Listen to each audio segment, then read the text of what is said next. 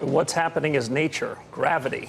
So 10-year Treasury yield should historically and theoretically be equal to nominal GDP. Real economy's been growing better than 3% now for about a year or so. Inflation's running 2, maybe a little bit more. So history would say that 10-year Treasury yield should be 5.5. They've been held down at lower yields long after the crisis ended because of a bunch of extraordinary policies. And I suspect what happened yesterday is a little bit of gravity. Yesterday, we talked about the comments that Jay Powell made. And along with what we just played for you, he also said that we're a long way from neutral and that you can expect the Fed to keep raising right through neutral and beyond. That to me was a little different than what I had anticipated or what I'd heard in the past from him. So it's a little different than what I read of his speech the day before, right. And it's a little different from the statement from the FOMC, say, the week before. So I don't really know what caused it, but my own judgment is we don't know what neutral is. This is useful fiction, the neutral Fed funds rate, the neutral real interest rate. 10 years after the fact, we might be able to assess what neutral is. So I find it a little bit off-putting that we somehow are setting policy based on this theoretical rate.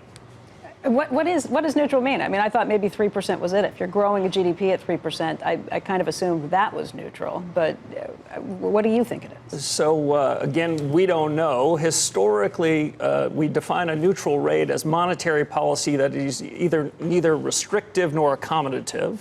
If you look at financial market conditions today, monetary policy, even after the move up in yields yesterday, looks about as loose as it did 10 years ago. So that doesn't exactly feel neutral to me. I view this whole discussion about neutral and what's this proper R-star rate as really just a proxy for productivity. And we in economics are terrible forecasters of what productivity is going to be.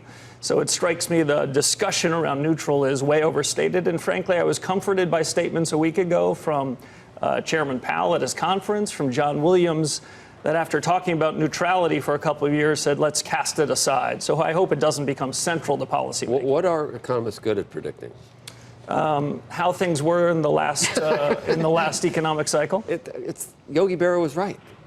They're very hard predictions, especially about the future. Right, but what shouldn't be quite as hard is what's happening outside of our window. And if you look outside of the window, not just here in New York, but across the country, the U.S. economy has been booming since last spring. It's only found its way into the front pages of the newspapers in the last few months. But we should be pretty good about contemporaneous indicators. What are we seeing?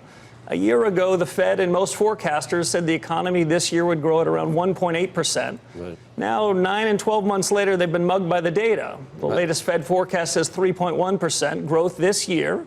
And the truth is, by the time we get to December, I think they're going to have to mark up that forecast yet again.